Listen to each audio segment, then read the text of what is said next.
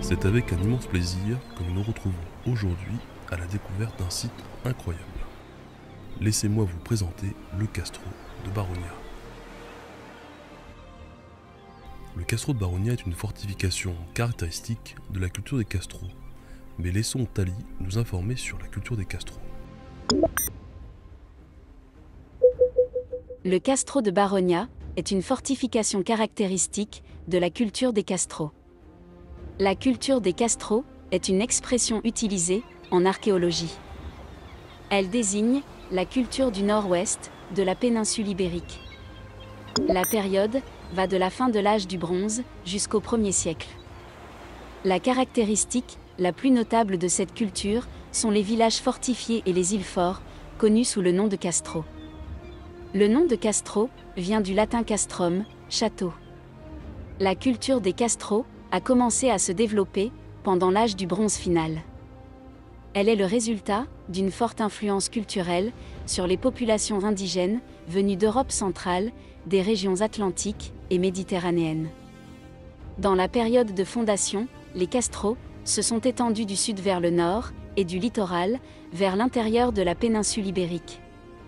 Cela indiquant peut-être une culture tournée vers la mer et la navigation. Cette culture a continué son extension et son développement pendant 2 siècles. Jusqu'à ce que l'influence de la République romaine commence à se faire sentir au cœur de l'ère culturelle des Castro. On estime cette rencontre aux alentours du 2e siècle avant l'ère commune.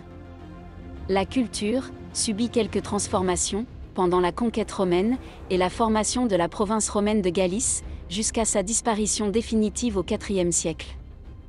L'exploitation minière et la métallurgie constituent une part importante de l'économie.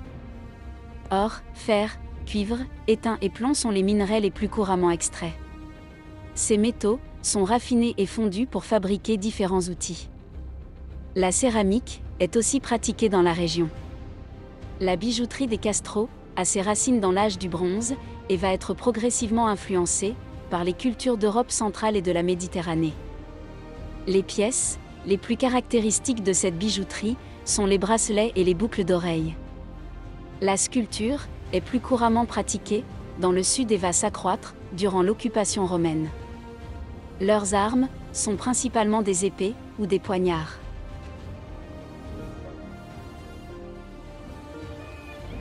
Merci Tali pour ces précisions.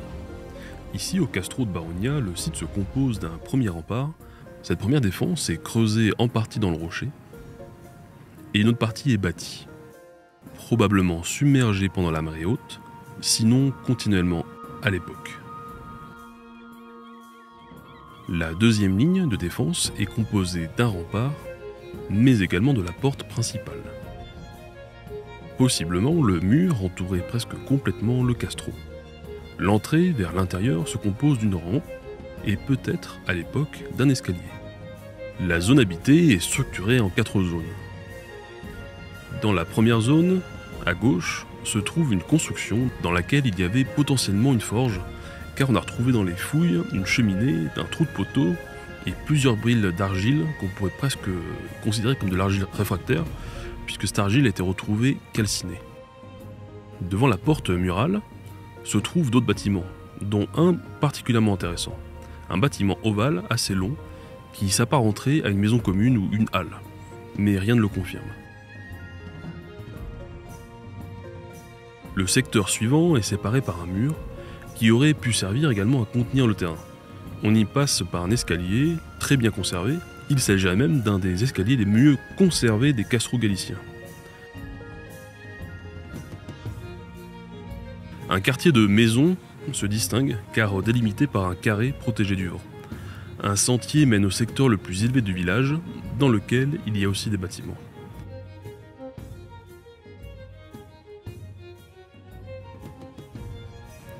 À l'intérieur du Castro, il n'y a ni eau ni ressources. On pense que les ressources principales venaient de la mer. Poissons, mollusques et coquillages ont été retrouvés en fouille, mais également moutons et chèvres. D'importants restes d'industrie métallurgique ont également été retrouvés, mais également du travail de la pierre et des tissus. Dans les niveaux les plus anciens, on a retrouvé des morceaux d'amphores, des morceaux d'origine punique, qui auraient pu être approchés par parallélisme du 4e au 3e siècle avant Jésus-Christ, bien qu'ils semblent mélangés à des matériaux du 1er siècle avant. Le site a pourtant été occupé entre les 1er siècles avant Jésus-Christ jusqu'au 1er siècle après. L'une des principales interrogations sur le site sont les interactions entre les populations du Castro et les populations locales. Étaient-ce les mêmes populations ou deux populations différentes? Les questions sont encore en débat. De nombreuses traces de charrettes et d'ornières montrent un trafic important. Comme on l'a vu tout à l'heure, le premier rempart, celui qui était potentiellement submergé, était peut-être aussi un des premiers espaces de contact entre les populations du Castro et les populations locales pour des échanges commerciaux ou autres. Le site comporte également une légende assez intéressante. Quand on se promène sur les hauteurs du village, du Castro, on va retrouver une espèce de trône qui est creusé dans le roc. Et les légendes racontent qu'un roi, donc le roi du Castro, y aurait fait creuser un trône tourné vers la mer pour observer le retour de ses fils après le déluge.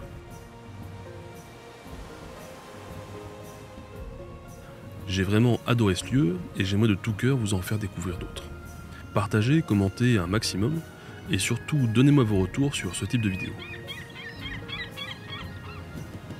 A très bientôt sur la Collegia.